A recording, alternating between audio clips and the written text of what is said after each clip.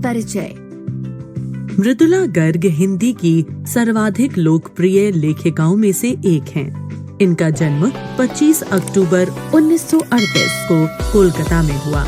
मृदुला जी ने अर्थशास्त्र में एमए किया, किंतु आपका रुझान हिंदी साहित्य में रहा। कुछ प्रमुख कृतियां: कठगुलाब, चित्तकोबरा, उसके हिस्से की धूप, अनित्य, मैं और मैं, सभी उपन्यास, कहानियां और निबंध भी। मेरे संग की औरतें के माध्यम से लेखिका ने बताने की कोशिश की है कि किस तरह से परंपरागत जीवन जीने के बावजूद लीक से हटकर भी जिया जा सकता है। पारंपरिक और पर्दानशी नानी की स्वतंत्रता के प्रति निष्ठा। मेरी एक नानी थी, जाहिर है, पर मैंने उन्हें कभी देखा नहीं। मेरी माँ की शादी होने से पहले ही उनकी मृत्यु हो गई थी। शायद नानी से कहानी न सुन पाने के कारण बाद में हम 3 बहनों को खुद कहानियाँ कहनी पड़ी। नानी से कहानी भले न सुनी हो, नानी की कहानी जरूर सुनी और बहुत बाद में जाकर उसका असली मर्म समझ में आया। पहले इतना ही जाना कि मेरी नानी पारंपरिक, अनपढ़, पर्दानशी औरत थी, जिनके पति शादी के तुरंत बाद उन्हें छोड़कर बैरिस्ट्री पढ़ने विलायत चले गए थे। कैम्ब्रिज विश्वविद्यालय से डिग्री लेकर जब वे लौटे और विलायती रीति रिवाज के संग जिंदगी बसर करने लगे तो नानी के अपने रहन सहन पर उसका कोई असर नहीं पड़ा। न उन्होंने अपनी किसी इच्छा, आकांक्षा या पसंद नापसंद का इजहार पति पर कभी किया। पर जब कम उम्र में नानी ने खुद को मौत के करीब पाया तो 15 वर्षीय इकलौती बेटी मेरी माँ की शादी की फिक्र ने इतना डराया कि वे एकदम मुंहजोर हो उठी। नाना से उन्होंने कहा कि वे पर्दे का लिहाज छोड़कर उनके दोस्त स्वतंत्रता सेनानी प्यारेलाल शर्मा से मिलना चाहती हैं। सब दंग हैरान रह गए। जिस पर्दानशी औरत ने पराये मर्द से क्या खुद अपने मर्द से मुंह खोलकर बात नहीं की थी, आखिरी वक्त में अजनबी से क्या कहना चाह सकती हैं? पर नाना ने वक्त की कमी और मौके की नजाकत की लाज रखी। सवाल जवाब में वक्त बर्बाद करने के बजाय फौरन जाकर दोस्त को लिवा लाए और बीबी के हुजूर में पेश कर दिया। अब जो नानी ने कहा वह और भी हैरत अंगेज था। उन्होंने कहा, वचन दीजिए कि मेरी लड़की के लिए वर आप तय करेंगे। मेरे पति तो साहब हैं और मैं नहीं चाहती मेरी बेटी की शादी साहबों के फरमाबरदार से हो। आप अपनी तरह आजादी का सिपाही ढूंढकर उसकी शादी करवा दीजिएगा। कौन कह सकता था कि अपनी आजादी से पूरी तरह बेखबर उस औरत के मन में देश की आजादी के लिए ऐसा जुनून होगा। बाद में मेरी समझ में आया कि दरअसल निजी जीवन में भी काफी आजाद ख्याल रही होंगी। ठीक है, उन्होंने नाना की जिंदगी में कोई दखल नहीं दिया, न उसमें साझेदारी की, पर अपनी जिंदगी को अपने ढंग से जीती जरूर रही। पारंपरिक, घरेलू, उबाऊ और खामोश जिंदगी जीने में आज के हिसाब से क्रांतिकारी चाहे कुछ ना रहा हो, दूसरे की तरह जीने के लिए मजबूर न होने में असली आजादी कुछ ज्यादा ही थी। खैर, इस तरह मेरी माँ की शादी ऐसे पढ़े लिखे होनहार लड़के से हुई जिसे आजादी के आंदोलन में हिस्सा लेने के अपराध में ICS के इम्तिहान में बैठने से रोक दिया गया था और जिसकी जेब में पुश्तैनी पैसा धेला एक नहीं था। माँ बेचारी अपनी माँ और गांधी जी के सिद्धांतों के चक्कर में सादा जीवन जीने और ऊंचे ख्याल रखने पर मजबूर हुई।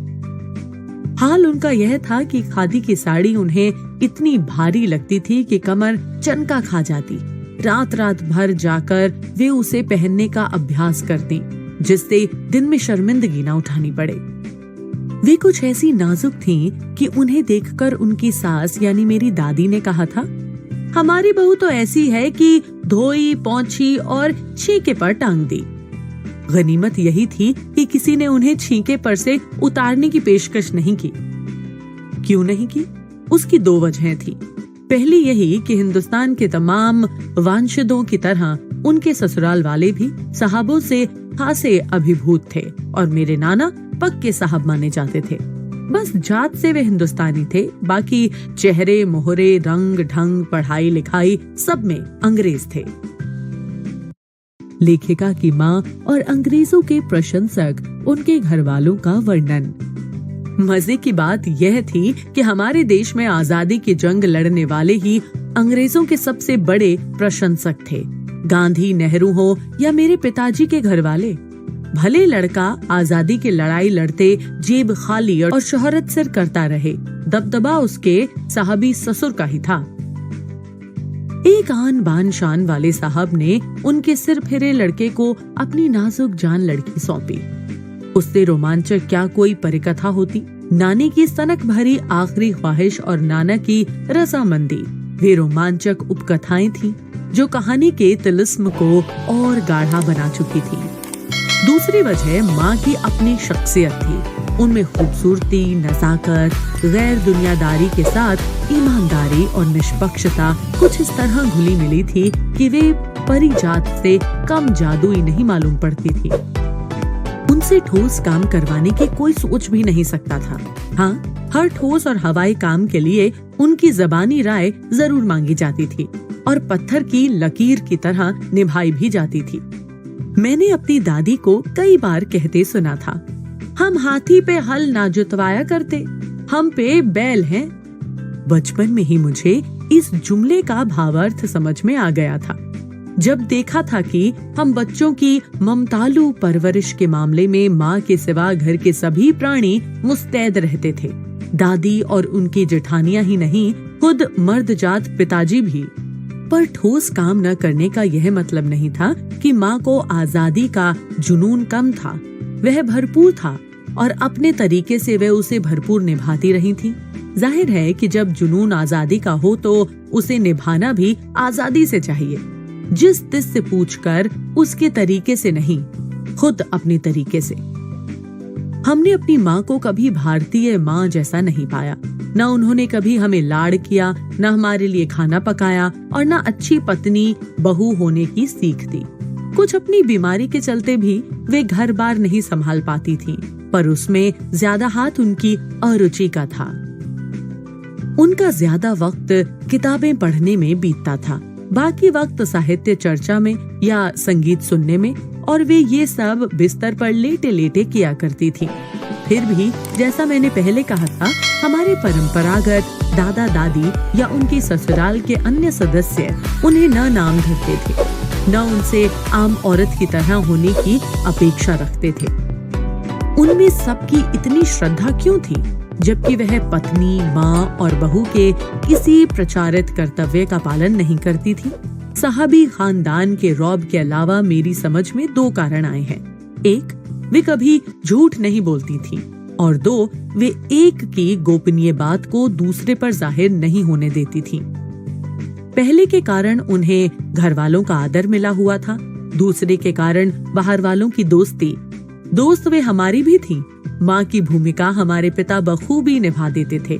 मुझे याद है, बचपन में भी हमारे घर में किसी की चिट्ठी आने पर कोई उससे ये नहीं पूछता था कि उसमें क्या लिखा है, भले वह एक बहन की दूसरी के नाम क्यों ना हो, और माँ यह जानने को बेहाल हो कि बीमारी से वह उबरी या नहीं। छोटे से घर में 6 बच्चों के साथ सास ससुर आदि के रहते हुए भी हर व्यक्ति को अपना निजत्व बनाए रखने की छूट थी। इसी निजत्व बनाए रखने की छूट का फायदा उठाकर हम 3 बहनें और छोटा भाई लेखन के हवाले हो गए। लीक से खिसके अपने पूर्वजों में माँ और नानी ही रही होती तो गनीमत रहती, पर अपनी एक परदादी भी थी जिन्हें कतार से बाहर चलने का शौक था। उन्होंने व्रत ले रखा था कि अगर खुदा के फजल से उनके पास कभी 2 से ज्यादा धोतियां हो जाएंगी तो वे तीसरी दान कर देंगी। जैन समाज में अपरिग्रह की सनक बिरादरी बाहर हरकत नहीं मानी जाती, इसलिए वहाँ तक तो ठीक था।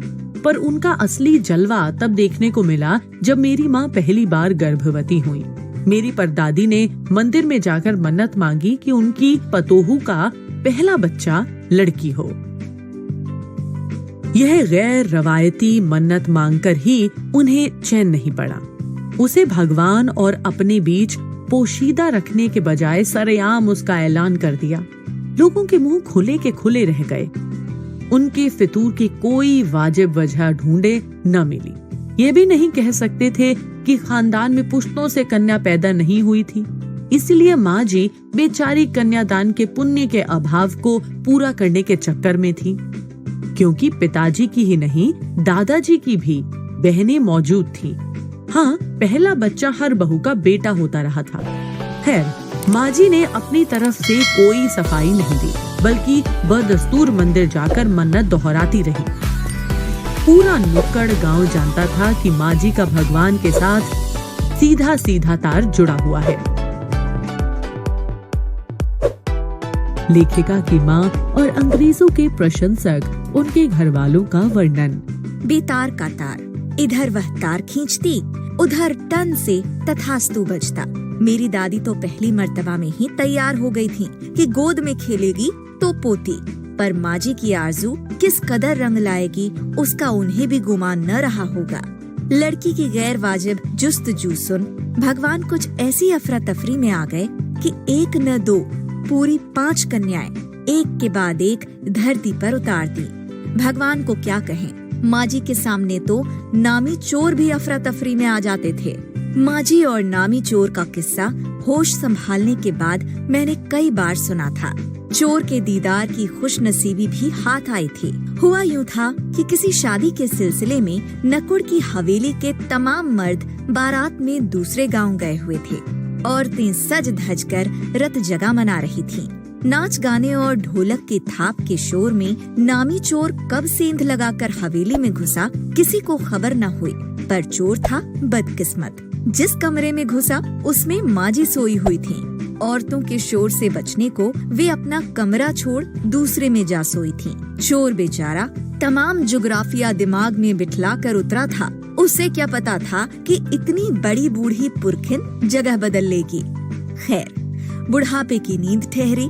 चोर के दबे पांव की आहट से ही खुल गई। कौन? माँ जी ने इत्मीनान से पूछा। जी मैं। चोर ने युगों से चला आ रहा पारंपरिक असंगत जवाब दिया। पानी पिला, माँ जी ने कहा। जी मैं। चोर झिझक कर रह गया। तब तक माँ जी बिस्तर के बराबर में टटोल कर देख चुकी थी। लोटा खाली था। ऐसा कर, उन्होंने कहा, यह लोटा ले और कुएं से पानी भर ला। पर देख, कपड़ा कसकर बांधे रखियो और तरीके से छानियो। चोर घबरा गया। अंधेरे में इन्होंने कैसे जाना कि उसके मुंह पर कपड़ा बंधा है और कमर में भांग। भगवान से उनका तार जुड़ा होने की खबर उसे थी, पर बुढ़िया भांग भी छानती होगी, एकदम यकीन न हुआ। इसी से कुछ हैरान परेशान हो उठा। जल्दी कर भाई। तभी माँ जी ने कहा, बड़ी प्यास लगी है। पर मैं तो चोर हूँ। मारे घबराहट और धर्म संकट के चोर सच कह गया। हुआ करे। माँ जी ने कहा, प्यासे को पानी तो पिला, पर देख मेरा धर्म न बिगाड़ियो। लोटे के मुंह से कपड़ा न हटाइयो, हाथ रगड़ कर धो लीजो और पानी कपड़े से छान कर भरियो। आप चोर के हाथ का पानी पी लोगी? कहा ना, रगड़ कर धो लीजो। सब नाच गाने में लगे हैं। तेरे और भगवान के सिवा कौन धरा है जो पिलाएगा? भगवान वहीं कहीं उसके बराबर में धरे हैं। सुनकर चोर कुछ ऐसा अकबकाया कि लोटा उठाकर चल दिया। पूरी एहतियात के साथ पानी भरकर लौटा तो पहरेदार ने धर दबोचा। कुएं पर देख लिया गया था। तब माँ जी ने लोटे का आधा पानी खुद पीकर बाकी चोर को पिला दिया और कहा, एक लोटे से पानी पीकर हम माँ बेटे हुए। अब बेटा, चाहे तू चोरी कर चाहे खेती। बेटा बेचारा किस लायक रह गया होगा, सो रोमांचक धंधा छोड़ खेती से लगा। सालों साल लगा रहा। जब मैंने उसे देखा तो बड़ा भला मानुस बूढ़ा लगा मुझे, डरा डरा, हैरान सा। अब खानदानी विरासत कहिए या जीवाणुओं का प्रकोप, उन 2 सन की बुढ़ियों के बीच मैं अच्छी फंसी। एक तरफ माँ जी के चलते अपने लड़की होने पर कोई हीन भावना मन में नहीं उपजी, दूसरी तरफ नानी के चलते देश की आजादी को लेकर नाहक रोमानी ही रही। 15 अगस्त 1947 को जब देश को आजादी मिली, या कहना चाहिए जब आजादी पाने का जश्न मनाया गया, तो दुर्योग से मैं बीमार थी। उन दिनों टाइफाइड खासा जानलेवा रोग माना जाता था, इसलिए मेरे तमाम रोने धोने के बावजूद डॉक्टर ने मुझे इंडिया गेट जाकर जश्न में शिरकत करने की इजाजत नहीं दी। चूँकि डॉक्टर अपने नाना के परम मित्र, उनसे ज्यादा नाना थे, इसलिए हमारे पिताजी, जो बात बात पर सत्ताधारियों से लड़ते भिड़ते फिरते थे, चुप्पी साध गए। मैं बदस्तूर रोती कलपती रही। क्या कोई बच्चा इकलौती गुड़िया के टूट जाने पर रोया होगा? मेरी उम्र तब 9 बरस की थी। इतनी छोटी नहीं कि गुड़िया से बहरती, और इतनी बड़ी नहीं कि डॉक्टरी तर्फ समझती। तंग आकर पिताजी मुझे ब्रदर्स कारामजोव उपन्यास पकड़ा गए। किताबें पढ़ने का मुझे मिराक था। जब कुछ देर बाद मैंने देखा कि पिताजी को छोड़कर घर के बाकी सब प्राणी पलायन कर चुके थे और पिताजी दूसरे कमरे में बैठे अपनी किताब पढ़ रहे थे, तो रोना धोना छोड़कर मैंने भी किताब खोल ली। एक बार शुरू कर लेने पर उसने मुझे इतनी मोहलत नहीं दी कि दोबारा रोना शुरू करूं या कोई और काम पकड़ूं। उस वक्त ब्रदर्स कारामजोव मुझे देने में क्या तुक थी, तब मेरी समझ में नहीं आया। किताब कितनी समझ में आई वह अब तक नहीं जानती, क्योंकि उसके बाद इतनी बार पढ़ी कि सारे पाठ आपस में गड्ड मड्ड हो गए। कितना पहली बार में पल्ले पड़ा, कितना बाद में, कहना मुश्किल है, पर इतना विश्वास के साथ कह सकती हूँ कि उसका एक अध्याय, जो बच्चों पर होने वाले अनाचार अत्याचार पर था, मुझे पहली बार में ही लगभग कंठस्थ हो गया था। उम्र के हर पड़ाव पर वह मेरे साथ रहा और मेरे लेखन के एक महत्वपूर्ण भाग को प्रभावित करता रहा, जैसे जादू का कालीन, मेरा नाटक नहीं व 3 किलो की छोरी जैसी कहानियाँ व कटगुलाब उपन्यास के कई अंश। लेखिका का स्कूल बनवाने को लेकर संघर्ष। तीसरे नंबर पर चित्रा है। वह कॉलेज पढ़ने तो जाती थी, पर खुद पढ़ने से ज्यादा दिलचस्पी औरों को पढ़ाने में रखती थी। इसलिए इम्तिहान में उसके अंक कम और उसके शागिर्दों के ज्यादा आते थे। पर अपने यहाँ सब चलता था। उसकी शादी का वक्त आया तो उसने एक नजर में लड़का पसंद करके ऐलान कर दिया कि शादी करेगी तो उसी से। मुश्किल यह थी कि हमारे माँ बाप ही नहीं, खुद लड़का भी उसके निर्णय से वाकिफ नहीं था, पर उसका कहना था वह जो सोच लेती है करके रहती है। तो उसकी शादी उसी लड़के से हुई। कोई मुश्किल पेश नहीं आई। आती क्यों? उसने कहा, मैंने पहली मुलाकात में ही उसे बतला दिया था कि मैं जो सोच लेती हूँ होकर रहता है। तो उसने बात आगे खींची ही नहीं, पहली मुलाकात में ही हथियार डाल दिए। हमें सबसे छोटी बहन अचला काफी दिनों तक कुछ कम खिसकी मालूम पड़ती रही। पिता का कहा मानकर पहले अर्थशास्त्र किया, फिर पत्रकारिता में दाखिला लिया, ढंग से पढ़ाई की, पास हुई, फिर पिता की पसंद से शादी भी कर ली, पर उसके आगे लीक पर नहीं चल पाई। घर बार में मन ज्यादा रुचा नहीं और मंजुल और मेरी तरह उम्र के 30 बरस पार करते ही लिखने का रोग लगा लिया। एक बात हम में एक सी रही, घर बार को परंपरागत तरीके से हमने भले न चलाया हो, उसे तोड़ा भी नहीं। शादी एक बार की और उसे कायम रखा, चाहे तलाक के कगार पर खड़ी चली हो, पर कगार तोड़ डूबी नहीं। शायद इसलिए कि जैसा मैंने अपने पहले उपन्यास में लिख डाला था, हम सभी विश्वास करती रही होंगी कि मर्द बदलने से कोई प्रयोजन सिद्ध नहीं होता। घर के भीतर रहते हुए भी अपनी मर्जी से जी लो तो काफी है। शादी के बाद मैं बिहार के ऐसे छोटे कस्बे डालमिया नगर में रही, जहां मर्द औरतें चाहे पति पत्नी क्यों ना हो, पिक्चर देखने भी जाते तो अलग अलग दड़बों में बैठते। मैं दिल्ली से कॉलेज की नौकरी छोड़कर वहां पहुंची थी और नाटकों में अभिनय करने की शौकीन रही थी। मैंने उनके चलन से हार नहीं मानी। साल भर के भीतर उन्हीं शादीशुदा औरतों को पराये मर्दों के साथ नाटक करने के लिए मना लिया। अगले 4 साल तक हमने कई नाटक किए। अकाल राहत कोष के लिए उन्हीं के माध्यम से पैसा भी इकट्ठा किया। वहां से निकली तो कर्नाटक के और भी छोटे कस्बे बागलकोट में पहुंच गई। तब तक मेरे 2 बच्चे हो चुके थे जो स्कूल जाने लायक उम्र पर पहुंच रहे थे, पर वहाँ कोई ढंग का स्कूल नहीं था। लोगों की राय पर मैंने पास के कैथोलिक बिशप से दरख्वास्त की कि उनका मिशन वहाँ के सीमेंट कारखाने की आर्थिक मदद से हमारे कस्बे में एक प्राइमरी स्कूल खोल दे। पहले उन्होंने कहा चूंकि उस प्रदेश में क्रिश्चियन जनसंख्या कम थी, इसलिए वे वहाँ स्कूल खोलने में असमर्थ थे। मैंने गैर क्रिश्चियन बच्चों को भी शिक्षा पाने के लायक सिद्ध करते हुए अपना इसरार जारी रखा। तब उन्होंने कहा, हम कोशिश कर सकते हैं, बशर्ते आप हमें यकीन दिलाएं कि वह स्कूल अगले 100 वर्षों तक चलता रहेगा। मुझे गुस्सा आ गया। मैंने कहा, स्कूल की छोड़िए, किसी के भी बारे में यकीन नहीं दिलाया जा सकता कि वह अगले 100 बरस तक चलेगा। वे भी गुस्सा खा गए। बोले, खुदा का लाख शुक्र है, बच्चों के न पढ़ पाने की समस्या आपकी है, मेरी नहीं। बात कड़वी थी पर 100% सच। सच के आगे सिर झुकाने की हमारी बचपन की आदत थी। सो मैंने तय किया कि मैं खुद अंग्रेजी, हिंदी, कन्नड़ 3 भाषाएं पढ़ाने वाला प्राइमरी स्कूल वहाँ खोलूंगी और कर्नाटक सरकार से उसे मान्यता भी दिलवाऊंगी। वहाँ के अनेक मेहनती और खिसके लोगों की मदद से यह व्रत पूरा हुआ। मेरे बच्चे तथा अन्य अफसरों के बच्चे उसी स्कूल में पढ़े। बाद में अलग अलग शहरों के अलग अलग ख्यात स्कूलों में दाखिला भी पा गए। ऐसे अनेक मौके आए जब मैंने अपने जिद्दीपन के नमूने पेश किए, पर सबसे ज्यादा उसने मंच पाया मेरे लेखन में, जो शुरू से अब तक लीक से खिसका अपनी राह खुद तलाशता रहा है। पर सब कुछ कर लेने पर भी मैं अपनी छोटी बहन रेणु के मुकाबिल नहीं पहुंच सकती।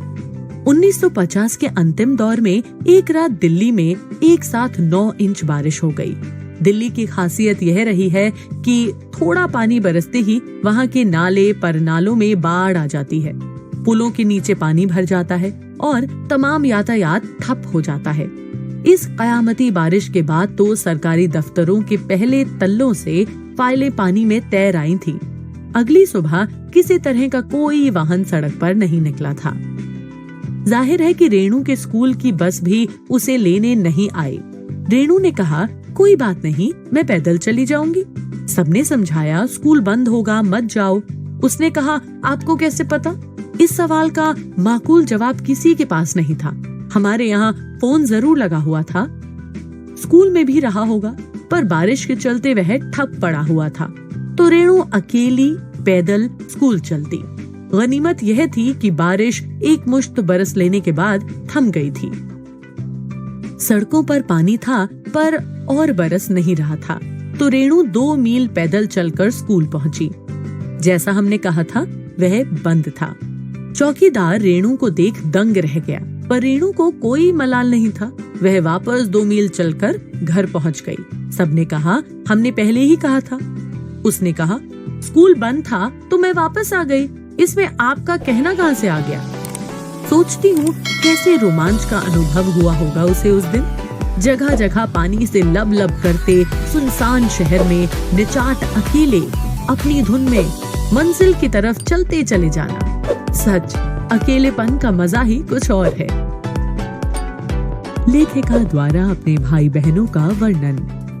जैसे जादू का कालीन मेरा नाटक नहीं, वह 3 किलो की छोरी जैसी कहानियां, वह कठगुलाब उपन्यास के कई अंश। माँ जी की मन्नत का असर रहा होगा कि मैं ही नहीं, मेरी 4 बहनें भी लड़की होने के नाते किसी हीन भावना का शिकार नहीं हुई। नानी, माँ और परदादी की परंपरा बरकरार रखते हुए लीक पर चलने से भी इनकार किए रहीं। पहली लड़की जिसके लिए मन्नत मांगी गई थी वह मैं नहीं, मेरी बड़ी बहन मंजुल भगत थी। घर का नाम था रानी, बाहर का मंजुल। लेखिका अवतार हुआ मंजुल भगत, क्योंकि लिखना शादी के बाद शुरू किया और अपना नाम बदलकर पति का ग्रहण करने में कोई हीन भावना आड़े नहीं आई, इसलिए पैदाइशी जैन नाम छोड़ भगत बनी। दूसरे नंबर पर मैं थी, घर का नाम उमा, बाहर का मृदुला। मैंने भी शादी के बाद लिखना शुरू किया, सो बतौर लेखिका नाम चला मृदुला गर्ग। मुझे याद है जब हमने लिखना शुरू किया उससे कुछ पहले नारीवाद का चलन हुआ था। शादी के बाद नाम न बदलने का रिवाज उसी ने चलाया था। मनु भंडारी का हवाला देकर हमसे पूछा भी जाता था कि आप लोग इतनी पोंगापंथी घर घुस्सू क्यों हो, नाम क्यों बदला? हमारे पास इसका कोई ढंग का जवाब नहीं होता था, अब भी नहीं है। पर नाम बदलने से अपने व्यक्तित्व का कोई नुकसान होते मैंने नहीं देखा। पूछने को तो पिताजी से लोग यह भी पूछते थे, 5 बेटियों से आपका मन नहीं भरा जो हर बेटी के 2-2 नाम रख छोड़े हैं? मुझसे छोटी बहन का घर का नाम है गौरी और बाहर का चित्रा। वह नहीं लिखती। उसका कहना है वह इसलिए नहीं लिखती क्योंकि घर में कोई पढ़ने वाला भी तो चाहिए। खैर, उसके बाद जब 4th 5वीं बेटियां पैदा हुईं, तो पिताजी ने इतनी बात जमाने की सुनी कि उनका एक नाम ही रखा, रेणु और अचला। 5 बहनों के बाद एक भाई हुआ, राजीव। मजे की बात यह है कि बीच की 2 बहनें ही लेखन से बची हैं। अचला और राजीव फिर उसमें जा फंसे। अचला मुझसे 8 साल छोटी है और वक्त के बदलाव की लाज रखते हुए अंग्रेजी में लिखती है, पर राजीव फिर हिंदी के हवाले। हम 4 लिखते हैं और तमाम खानदान हमें पढ़ता है। मेरे ससुराल में मुझे कोई नहीं पढ़ता। इस तथ्य को हजम करने में मुझे काफी वक्त लगा। फिर उसके फायदे भी नजर आने लगे। कम से कम घर के भीतर तो मुझे हिंदी आलोचना बुद्धि से 2-4 नहीं होना पड़ता। खैर, मैं अपनी नहीं उन अदेवियों की बात कहना चाहती हूँ जो परदादी की मन्नत के नतीजतन धरती पर आई और लेखक नहीं बनी। जो बनी, उन्हें सांस लेने की जरूरत कुछ ज्यादा हो। समझ में आता है, जैसा मेरे पिताजी ने एक बार मंजुल से कहा था, कोई दम नहीं घुटता, सांस लेने की जरूरत ही ज्यादा है। पर यहाँ तो हम शेर तो गैर लेखिका बहनें 1.25 शेर। 4थे नंबर वाली रेणु का आलम यह था कि गर्मी की दोपहरी में स्कूल से वापसी पर जब गाड़ी उसे और उससे छोटी बहन अचला को बस अड्डे से लेने जाती, तो रेणु उसमें बैठने से इनकार कर देती। उसका कहना था कि यूं थोड़ा सा रास्ता गाड़ी में बैठकर तय करना सामंतशाही का प्रतीक था, जो शायद था, पर साथ ही पिता के अतिरिक्त लाड भी था, और रसोइये को खाना खिलाकर जल्दी फारिग करने की लाचारी का भी। माँ तो सब चीजों से उदासीन रहती थी, पर पिता काफी कुढ़ते भुनते जब देखते कि अचला गाड़ी में बैठी चली आ रही है और रेणु पीछे पीछे पसीने में तरबतर खरामा खरामा। बचपन में एक बार चुनौती दिए जाने पर उसने जनरल थिमैया को पत्र लिखकर उनका चित्र मंगवा लिया था, जो एक मोटरसाइकिल सवार जवान आकर उसके हाथ में दे गया था। पड़ोस में उसका रुतबा काफी बढ़ गया था। गाड़ी में बैठने के साथ उसे इम्तिहान देने से भी परहेज था। स्कूल तो जैसे तैसे पास कर लिया, पर जब बीए का इम्तिहान देने की बारी आई तो वह अड़ गई। पहले मुझे समझाओ कि बीए करना क्यों जरूरी है, तब मैं इम्तिहान दूंगी। अगर मुझे यकीन आ गया कि हाँ कोई फायदा है, वरना नहीं। हमने तरह तरह के तर्क दिए। माँ ने कहा पिताजी से पूछो। पिताजी ने कहा नौकरी कर पाओगी, शादी कर पाओगी, लोग इज्जत से देखेंगे, वगैरह वगैरह। कोई तर्क विश्वसनीय नहीं लगा, न रेणु को न खुद उन्हें। आखिर उन्होंने उसी कुतर्क का सहारा लिया जो युगों से माँ बाप के काम आता रहा है। कहा बीए करो क्योंकि मैं कह रहा हूँ, करो। रेणु ने बीए कर तो लिया, पर सिर्फ पिताजी की खुशी के लिए, यानी पास होने लायक नंबर लाकर। सच बोलने में वह माँ से भी 2 कदम आगे है। गनीमत यह है कि आधा समय उसके सच सुनकर लोग सोचते हैं वह मजाक कर रही होगी, इसलिए बिना मेहनत वह लोगों को हंसाए रख लेती है। आज भी उसे कोई इत्र भेंट करता है तो वह कहती है नहीं चाहिए, मैं तो नहाती हूँ। सारांश। तो बच्चों, आज हमने देखा